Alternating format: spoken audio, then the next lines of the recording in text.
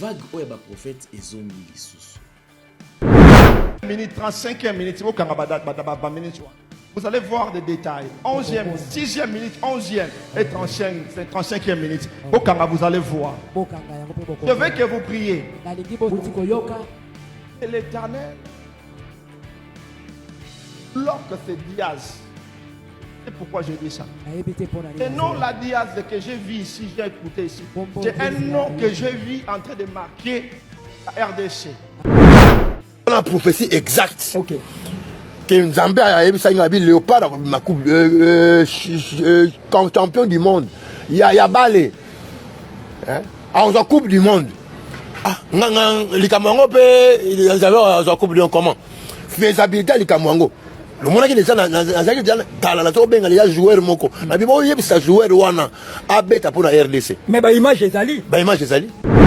Je suis un prophète.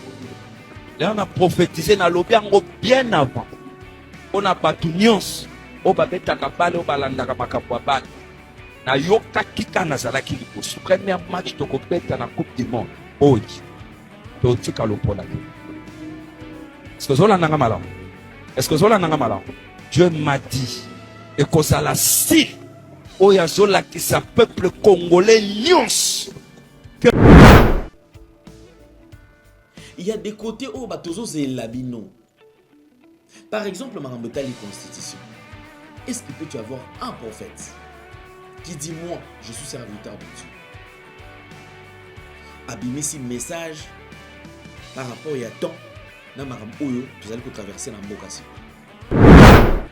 Ba profession sur le PC et Simba pour d'abord prévenir bino. Ce Simbité ba tché dans favori. Bon mon ba mabe. Bon mon ba mabe te. Non. Ah, bah, si on a ça,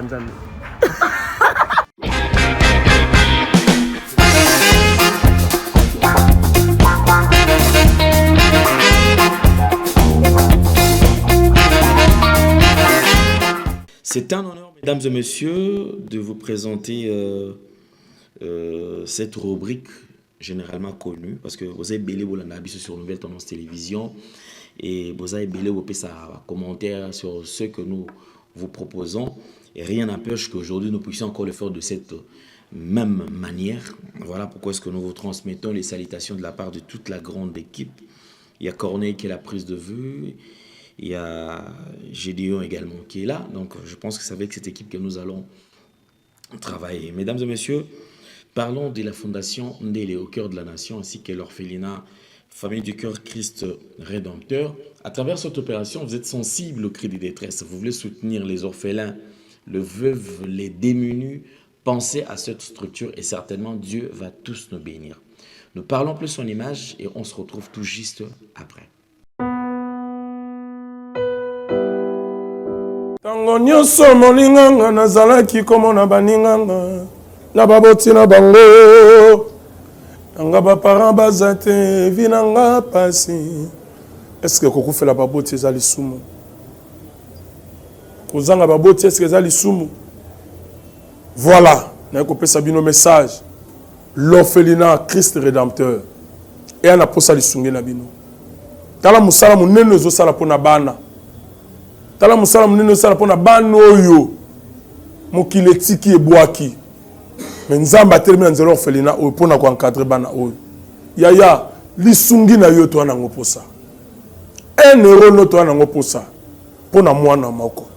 Tango mwana moko allié nzambe ya bitike oya permettre ete na nzela no mwana alia akobosa na ote. Voilà message ya l'orphelinat Christ Rédempteur to na besoin lisungi na bino. Ba numéro za na se kota contact na biso assistance na yo et aux lisungi pour na bana. Que le Dieu des orphelins a bénir diama mtunyo soja tali kanisa ko sala quelque chose. Peu sali yango zamba pambola bino. Nous allons parler aussi de nos différents produits disponibles ici chez nous. Vous êtes malade, n'attendez pas qu'il soit tard pour que Oya Verbiso. Ozobe la cause la té, lobby ici maté pour Oya Verbiso. Je vous présente les différents produits Oikoki Kosunga Iyo. Et nos produits, ils n'ont aucun inconvénient. C'est-à-dire, même si vous êtes soumis à un traitement à vie, il n'y a pas de problème. Cela ne pose pas de problème. Pour ceux qui sont du côté où la maladie, le col à sucre et tout consort, il y a une solution pour Nabino. Arrêtez de consulter les charlatans. C'est ce qui fait que au bandit traitement, tellement sangisi a omeli oyo et simbité lobby, makamyon surtout et baby. Mais ici, nous allons le faire, vous proposer les produits qui sont efficaces. Ça ne soulage pas seulement, mais ça guérit. Alors du coup, pour tous ceux qui ont un problème du poison, nazosenga na bino bobenga na ba numéro pona kozwa anti-poison, pona kozwa kisi ya traitement ya poison. Ba charlatan baleki ebele bazopesa bino ba kisi o ezosimba te. Bandeko ozali na problème ya hémorroïde, éjaculation précoce. Ozali na problème ya impuissance sexuelle. Ozali na problème lié na ba courbature, maux de dos. Ozali na problème na sucre. Ozali na problème de faiblesse sexuelle. Du coup, Maxi Bien-être, c'est la solution. Maxi Bien-être vous aide. Maxi Bien-être vous aide. Donc, nous vous demandons tous de contacter bien sûr à travers le numéro et vous sera servi. Nous allons prendre la pub qui va encore nous expliquer avec beaucoup de détails et on revient tout juste après. Merci Banakin, Bana monde entier. Maxi Bien-être. Sougala café, le logo na mêlé logo mais le logo est amabé. Il y a bien pour na panne technique mais ko sale la on ndenge mabe te sale la ngo pona mama. Ba célibataire to lingi bino ate. So maka boma mokolo bala. Pourtant mzo ba produire ngo soute. Maxi Bien-être yango yo. Lukango benga ndeko nanga alendele ye mutu ayebi esika ko fournir yo autant que tu veux $35 et belé na kati sobo melika moko de jour bien hémorroïde banini tout ça bilialia vanda musala banini et réparer yo système ya break et réparer yo pe fonctionnement ya break de break donc et pe son fonctionnement ya bien to comme ba congolais toujours gagner ba match on va défaite pas technique en plein match c'est pas bon zongela et loco nana c'est éviter de dire surtout ba pasteur boningo mela boyawa bobenga pena alendele na numéro na e pour bobenga pour bozo loco c'est important traitement poison anti-poison yango yo ne ba mususu meli yango avant kende obima o melango ça a 2 jours atabatie le loco moi cuire mon corps c'est bon oyo pe anti-poison donc ce que ata ezana kati et longolango alendele mikolo som nabité mindele yango ba pese biloko ba udia po biloko yango bendeza ya solo mikolo ba tchaka poison ato la famille te ato za problème na mututé jalousie car do ba produit yango na ya anti-poison oyo pe anti-poison donc benga alendele à partir na ye ayibindeni oya ozwango nzambe na nga pambola bino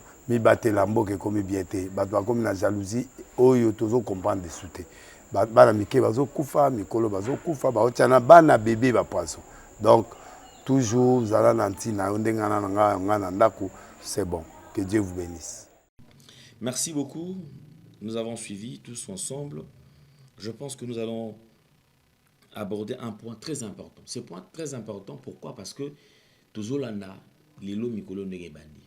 Bandeko Congolais zalazo bati. Si je suis en train d'interpeller les Congolais zalazo bati. Depuis des temps et des temps, Congolais azala toujours mutu ya mayele. Azala toujours mutu oyo azala mutu ya lokumu. Pour preuve, il y a plusieurs pays au Congolais quand il s'agit du Congolais, bazali kota la ba valeur. C'est-à-dire bazali kota la bato bazali ko incarner ba valeur. Mais depuis un certain temps, Congolais, quand on parle de Congolais, comme écouter biso na mulongo ya ba escroc, ba aventurier, ba tout monde bazali sérieuxté. Or, il est temps que nous puissions encore redonner cette belle image ya Congolais au ezalaka. Congolais comme étant un bosseur, un travailleur. Congolais comme étant un intelligent.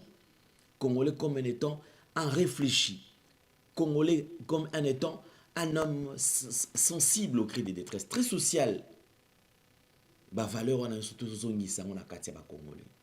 Ici j'aborde le sujet où ils ont concerné, bah, entre guillemets, prophète. Vague où ba prophète et zongi lisusu. Si vous allez vous rappeler, tout ça qui est la période de l'élection, avant même l'élection, il y a eu entre guillemets ceux qui prétendent être prophètes pour appel à bango soto yebi yangote. Appel à bango to yebi te den to ki ko kakola yango. Mais pendant cette période, nous avons reçu beaucoup d'appels. Nous avons reçu beaucoup de messages. Ba message gobimawa pinanzela et ba prophète. C'est comme si 5 ministères, 4 là là qui ministère bon de comment il faut exercer. Il y avait que des prophètes. Il y avait que des prophètes. Certains même pasteurs, évangélistes, docteurs, bazwa penchant batika, c'est-à-dire batika même ministère, balobité bisoto comme appelle ba prophète. Mais je ne resterai pas là-dessus. Souci na biso ezali nini. Ba prophète totika kosaka na nzambe. Totika kozwa nzambe lokola koko na biso. Si réellement boye baka grandeur ya nzambe ne boloba ki c'est un Dieu grand, il est pesant. Il est tellement multidimensionnel à un point où on ne sait même pas quoi définir yé. Pourquoi bolinga ko banga te somo ya nzambe wana? Pourquoi bozo ko banga somo ya nzambe wana te? Les gens sont en train de confondre. Certains pensent que lorsque il est riche en bonté, là en colère, c'est comme si l'enterre yanzambe et exclure colère yanzambe.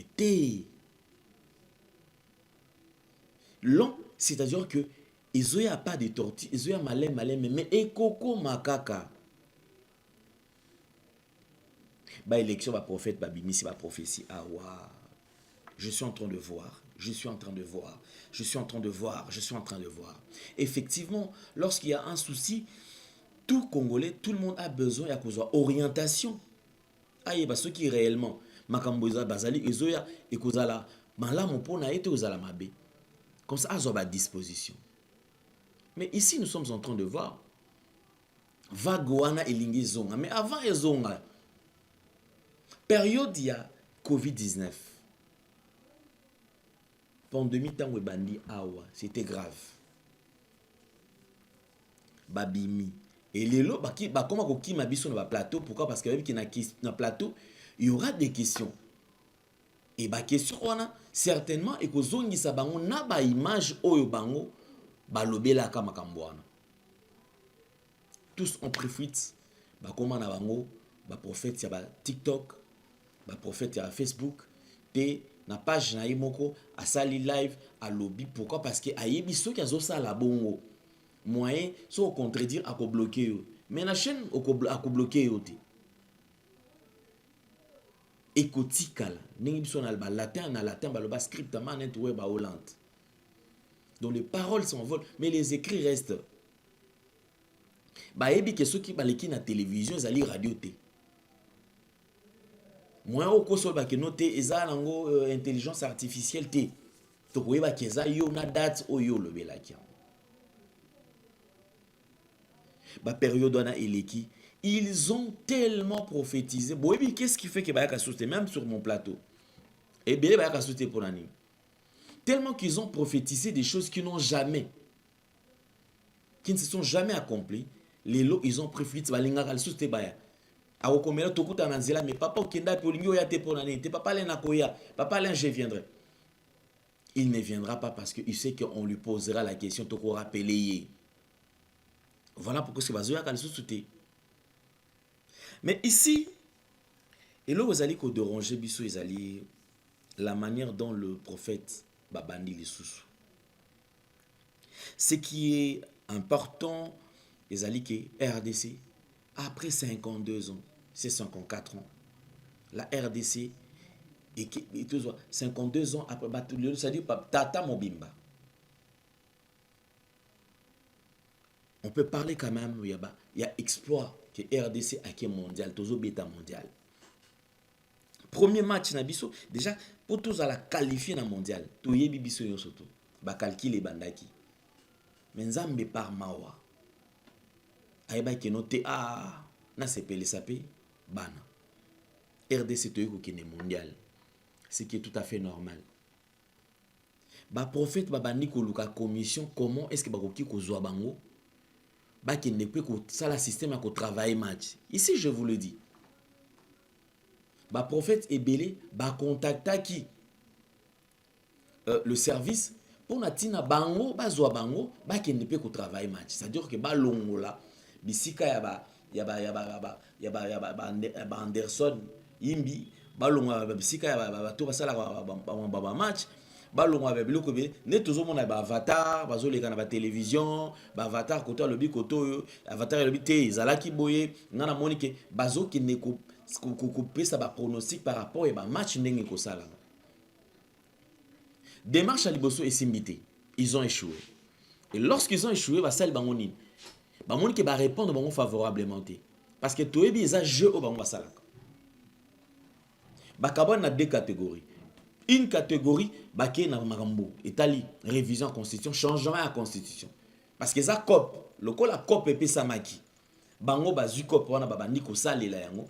Ba bija ki koto biso bloc au moins to kota so ezate. Ceux qui ont raté cop wana, bango baké côté à match. Côté à match peut esimbité. Alors pendant que c'est ça la popularité, qu'on crée popularité autour de bango, qu'est-ce qu'ils font maintenant? Ba côté sikoyo na ba prédiction côté à match. Bas score. J'ai posé cette question à ba pasteur, ba prophète bazali, les loko beta solo. Le rare au bazali ko ki ko ba moi remis sa prophétie mon ko sil aleki. Mais pour ceux qui se permettent aujourd'hui, au lieu d'utiliser cher pour natina na koloba côté parce que les lotang au beti score et à match, ça édifie le peuple de Dieu en quoi? Il y a des côtés où batozo zelabino. Par exemple, Marambetali Constitution. Est-ce qu'il peut y avoir un prophète qui dit moi, je suis serviteur de Dieu? Abimisi message par rapport à temps na maram oyo tous allez traverser na mboka siko. Tozu il solo ya badani ba bitumba ya est congolais nyonso tout azana besoin amona effectivement que nzambe azali koyokela biso nzambe alobi na travers serviteur na X to Y. Mais dans mon réseaux sociaux comme bitumba, moi ngande mutuna prophétisaki. Certains même ce sont basali système na bango, ça dure que le jour match ezobetama. Yé pas autant la match. Asali analyse ya match, asali lecture ne par rapport à match. Après match na tongo asali vidéo alati elamba RDC asali vidéo abandi ko beta lisolo lokola yé alobela kayango. Et comme ils ont deux pages à travers à Kanabango, alobi tala message on a lobara pona mespona RDC. C'est-à-dire que bazan a besoin attention ya batu ezalaka à côté na bango. Ici on ne parle plus de la nation, on parle d'eux. RDC a gagné. RDC a ça. Tout ça, oui, nous avons besoin effectivement RDC to kende liboso to gagner match oyo. Ba match auto kende, so to zape mondial to zoyango parce que ça soué na biso.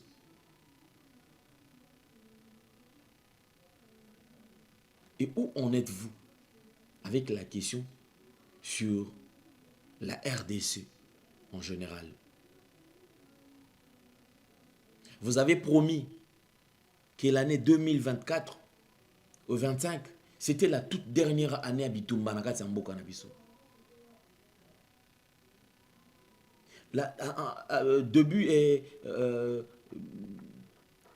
Début ou avant la fin de l'année 2025, Kimia Ikokota na RDC, ba mboka nyonso tu ikozala libéré, RDC akozonga mobimba total.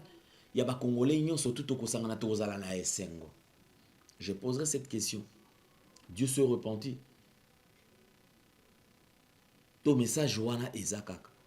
Ou bien ce sont les prophètes qui ne lisent pas, qui ne savent pas interpréter, L'ainsi dit l'Éternel. Parce qu'effectivement, si réellement, c'était ça le message aux Ali Abino. Vous avez la manière où il y a message wana. Mais si ce n'est pas ça le message, pourquoi ne pas se taire to fanda qui m'a biso toza ba supporters biso toza ba doliko supporter RDC to fanda dans le calme to soutenir RDC mboka na biso parce que to yebi que RDC eza ce mboka auto biso toza na yango. Tout à la match en toute tranquillité. Ça nous édifie en quoi? Par exemple, si je vais vous faire voir n'habite sur une guerre de prophètes ou bien en nini. TikTok est à Koinda. Tout le monde parle, il y a Marambetali match.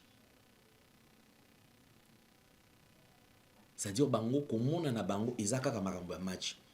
Il y a motuya ya ORD sazali nango besoin, bazo monate. Je pense qu'on peut gagner la Coupe du Monde. Ça sera une bonne chose. Mais moi, je pense que gagner la Coupe du Monde en ayant l'entièreté de la RDC en paix et aux alassos mieux que les cas. Mais ceux qui ont gagné mondial, mais ceux qui, une partie en beau cannabis, vous allez prise en otage.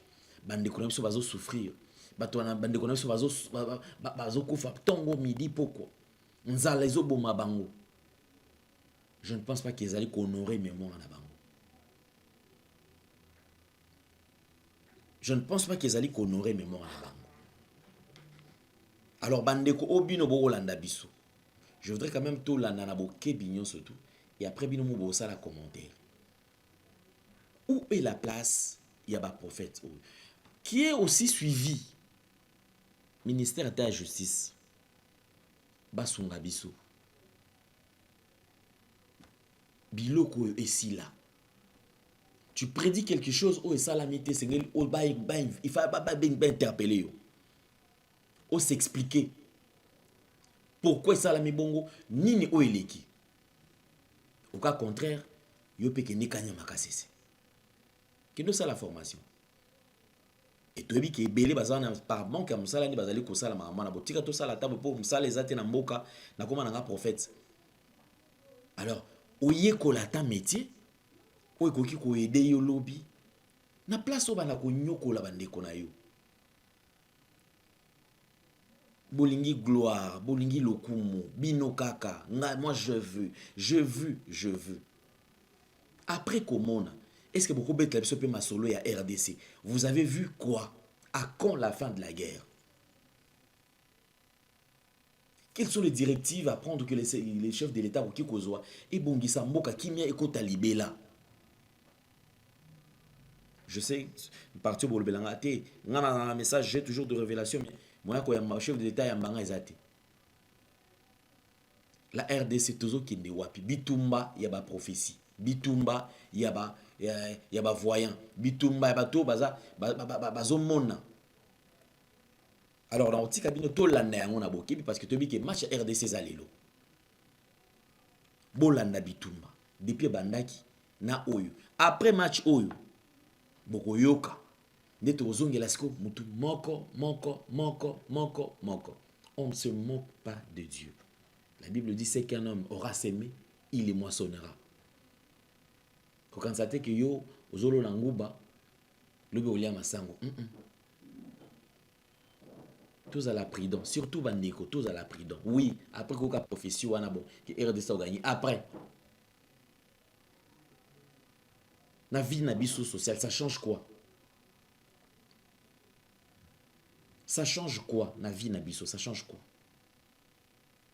C'est très compliqué. Nous devons faire très attention. Je vous laisse suivre ceci. Bangonyo soto, ezala avatar, ezala bandeko, oba prophète, bitumba, bako wele la nini. Tokozongi la bangon après match. Je vous laisse suivre. Merci. Alors, bon, je viens répondre. Oh, finalement, je viens répondre. J'ai reçu beaucoup de messages, d'appels, prophètes, surtout nos amis de la diaspora, prophètes. Mais vous avez déjà vu, il y a beaucoup de prophètes qui ont prophétisé là-bas. Je dois seulement parler. Bon, ok, je vais parler. Il est midi. Il est midi, je suis à Kinshasa. Le match va se jouer à 18h à 12h midi. Donc, je fais cette vidéo maintenant pour que ce ne soit pas que ça la vidéo après match. Et je le fais en plein air, en plein jour. J'ai vu ce match se jouer, un match très déséquilibré, un match Yamibali. La finalité, c'est ce que vous voulez savoir. La finalité est que le match est nul. Donc, ni les Léopards, ni Portugal.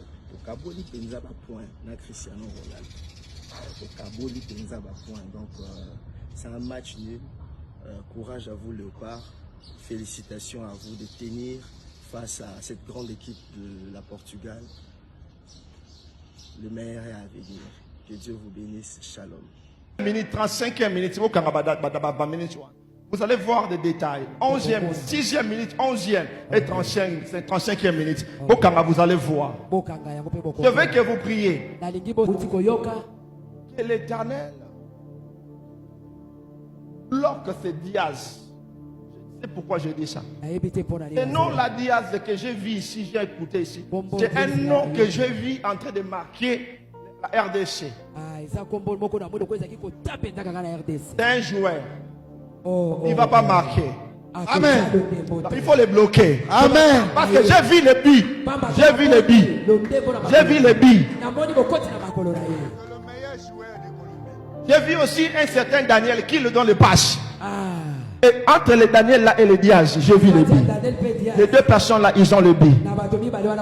Tant que Nandakou a prié. Étant prophète, je viens déjà vous dire ce que j'ai vu. Notre match compliqué, ça sera le match contre l'Ouzbékistan. Pas avec les Colombiens. Retiens ça déjà. Amen. Vous voyez cet Ouzbékistan là comme un pays très faible. Mais moi je suis déjà allé. J'ai vu ce que j'ai vu. Ils seront les gens qui vont venir avec beaucoup de complications. La Colombie ne sera pas difficile pour nous. Crois-moi. La Colombie là, ça ne sera pas difficile pour nous. Mais les Ouzbékistan là, c'est là où vous allez voir vous-même, vous allez voir comment nos joueurs vont respirer là.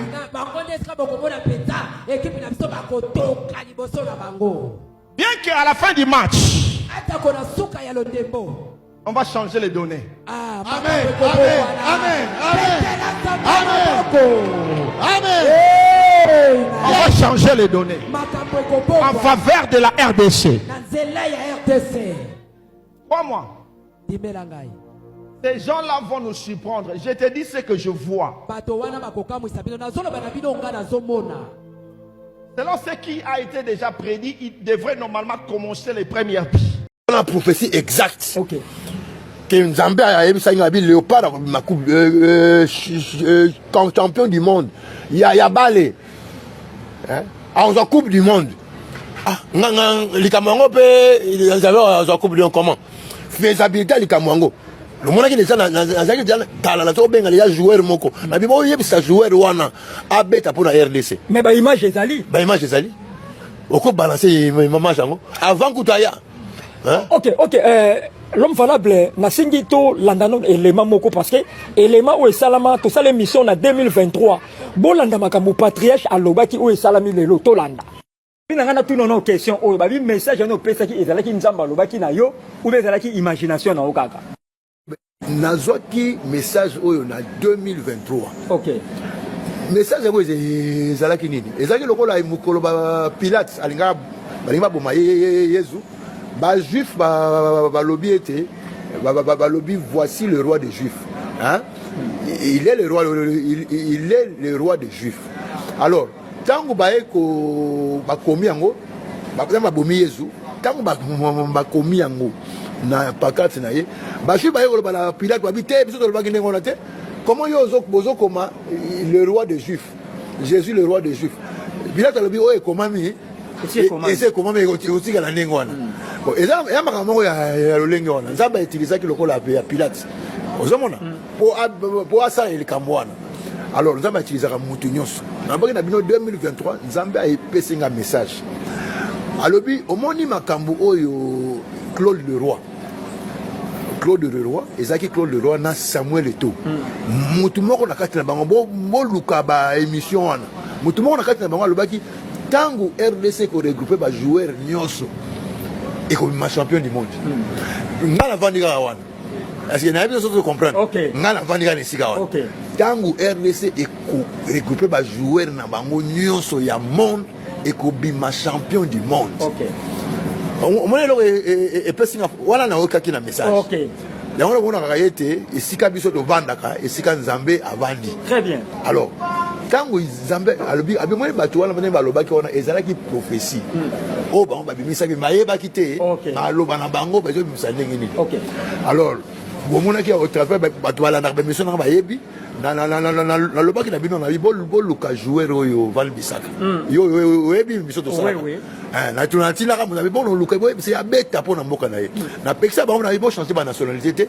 parce que ekozala makambo moko yo leka na monde léopard akozala likolo ozolanda ba joueur ba tsena nationalité na bebisa bo tika bo beta pona RDC bena lobaki na bango sulabi omoni poste moko ya RDC ikokoma ba joueur ba meilleur ba kozala belé yango peto to comment monde voilà ça depuis 2022 bon il y a un mususu on a lobaki ti la coupe d'Afrique il y a un misaki concept yo léopard champion la misaki concept léopard champion donc léopard ma champion d'Afrique a pe a reconnaître ti la coupe du monde balobi ako prophétie a kosangisa ba kobima champion du monde.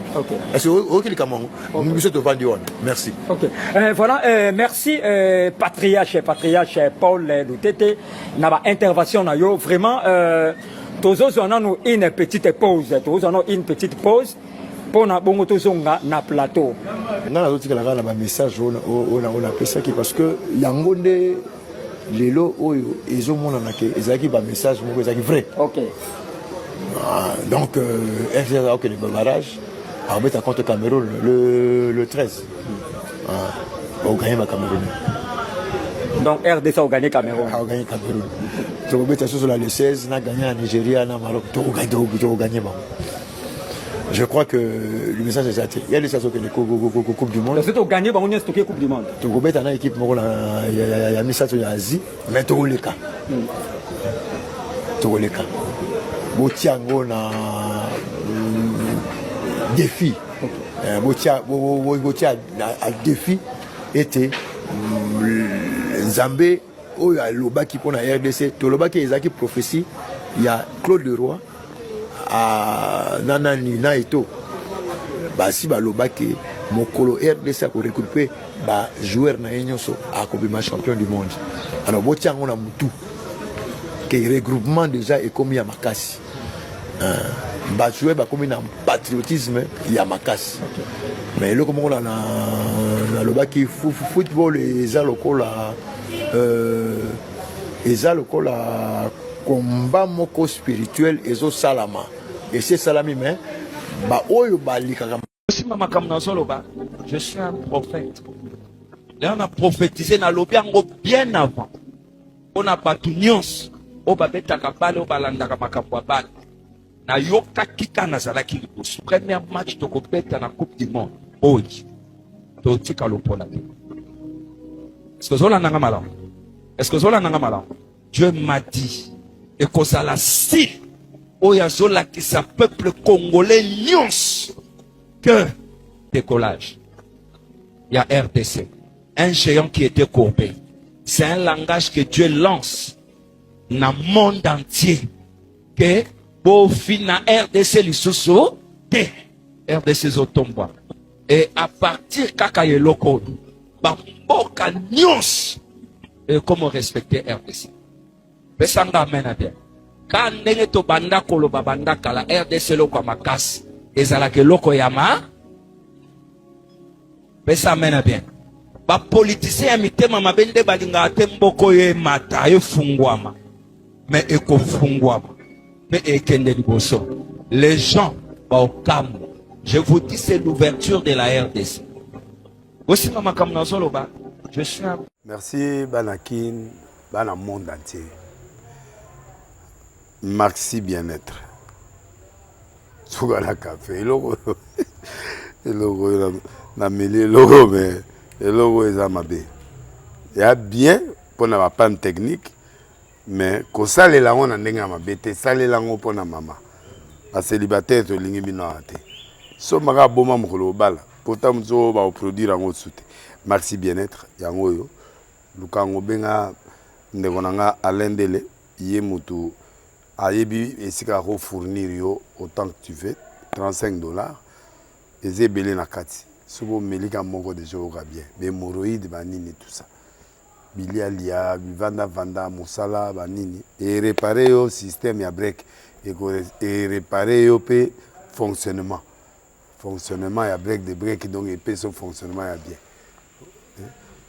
to comme ba congolais toujours gagner ba match on va défaite pas technique en plein match c'est pas bon zongela et local nana c'est éviter de dire surtout ba pasteur bolingo mela boyawa bo benga pena alendele na numéro na e pour bo benga pour bo zeloko c'est important traitement poison anti-poison yango yo ne ba mususu meli yango avant kende obima o melango ça a des jours atabatie le loko moi cuire mon corps c'est bon oyope anti-poison donc ce que ata ezana kati et longolango alendele mikolo som na bité mindele yango ba pese biloko ba udia po biloko yango bendeza ya solo mikolo ba tchaka poison ato a famille te ato za problème na mututé jalousie car do ba produit yango na ya anti-poison oyope anti-poison donc benga alendele à partir na ye ayimdeni oya ozwango nzambe na nga pambola bino mi batela mboke komi biete bato bakomi na jalousie oyo tozo comprendre de souté bana mike bazo kufa mikolo bazo kufa baotiana bana bébé ba poisson donc toujours zala nanti na ndengana nga na ndako c'est bon que Dieu vous bénisse.